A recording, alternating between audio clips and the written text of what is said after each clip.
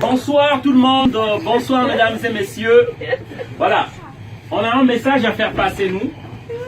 Je suis monsieur Ngouma Mongbi Donald, un panafricain. Alors, le message que je viens faire passer ici, comme vous le constatez, j'ai un gilet jaune. J'oubliais aussi de dire que je suis membre d'un parti politique en France ici, la DER, la démocratie représentative. Alors, le message que j'aimerais faire passer ici, c'est par rapport au gilet jaune. C'est bien beau, et je comprends que les Français se plaignent qu'il y a trop de taxes. Je peux encore comprendre les taxes, tout ce qu'on nous met là aujourd'hui, c'est comme si on peut pas épargner, on peut plus épargner de l'argent. Tout est taxé. Et surtout, je viens intervenir parce que les gilets jaunes se plaignent surtout pour la taxe qu'on a mise sur le carburant. Mais j'aimerais juste faire savoir, c'est bien beau qu'on se plaigne pour le carburant, mais vous devez savoir que la France n'a pas de puits de pétrole. Il n'y a pas de puits de pétrole ici en France. Le carburant que vous avez, pour lequel vous vous plaignez, c'est pour qu'on tue encore des Africains. C'est le Gabon qui fournit le carburant qui est en France. C'est le Congo, Brazzaville, d'où je viens. C'est pour ce carburant-là, en 97, Jacques Chirac a donné des armes à un criminel, un psychopathe qu'on appelle Denis Sassou Nguesso, qui a tué des Congolais pour qu'on maintienne ce prix de carburant-là. En fait, le message que je veux faire passer, je ne suis pas contre le peuple français. Nous aimons la France qui nous a accueillis. J'ai des papiers, je suis réfugié.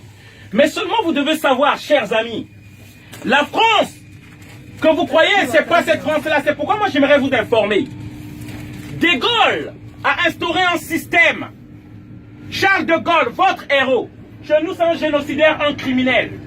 Charles de Gaulle, au Cameroun, il a tué plus de 400 000 personnes. Le massacre des Bamileke, pour imposer un président dit-on ami de la France, un dictateur.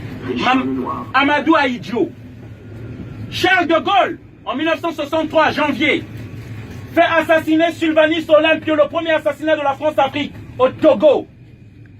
Mitterrand, lorsqu'il arrive, il fait tuer Thomas Sankara au Burkina Faso. Renseignez-vous.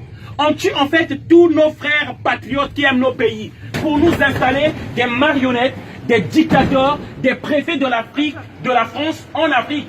Ceux-là qui doivent maintenir les prix des matières premières.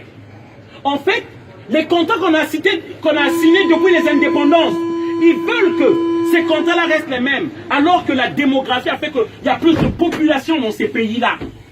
Il y a plus de demandes. Et d'où je vous explique l'immigration dans ce pays-là. Pourquoi les gens viennent? Mais c'est parce qu'on maintient ces peuples-là dans la misère. C'est la politique de la France-Afrique. Ça, ces immigrants qui viennent ici, ils viennent chercher leur argent. Ils ne viennent pas pour votre camembert. Et ça, je veux le faire savoir au peuple français. Ces gens-là sont victimes de vos élus. Ces gens-là que vous élisez. Une fois qu'ils ont votre vote, ils font du n'importe quoi à l'Élysée. À l'Élysée existe une cellule secrète qu'on appelle la cellule secrète de la France-Afrique. C'est ceux-là qui organisent les assassinats de nos présidents, qui aiment nos pays, qui veulent créer les emplois afin qu'on reste chez nous. Et tous les présidents qui sont passés en France ont tué un ou deux présidents africains.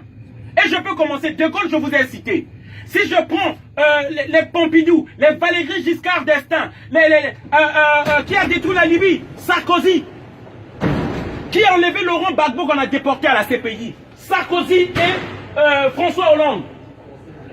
C'est ça qui se passe, que le peuple français ne sait pas. À chaque fois que vous mettez du carburant pour lesquels les gilets jaunes sont en train de se plaindre, vous mettez du sang africain dans vos voitures. Lorsque vous prenez le café, en France on ne fabrique pas du café. Le café vient de la Côte d'Ivoire et du Ghana. Et c'est les enfants qu'on voit dans les plantations. Afin que les prix de ces matières premières restent toujours bas. L'uranium, là, le train là fonctionne l'électricité. Il n'y a pas en France. C'est le Niger, l'uranium du Niger. Du Congo. Et lorsque vous voyez le train qui part là, les données qui sont mémorisées là, c'est le coltan, le tantal de la RDC. Et pour ça, on tue. Et on tue en masse.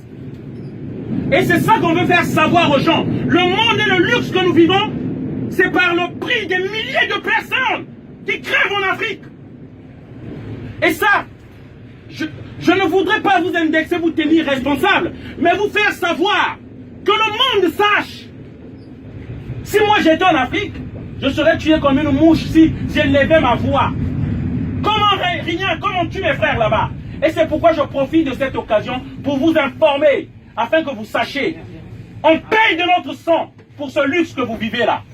On paye de notre sang. Et ne l'oubliez pas, à chaque fois que vous revendiquez ces prix-là, ces taxes-là qui augmentent, d'une autre manière, vous demandez encore qu'on tue les Africains, afin que vous ayez toujours les matières premières à bas prix.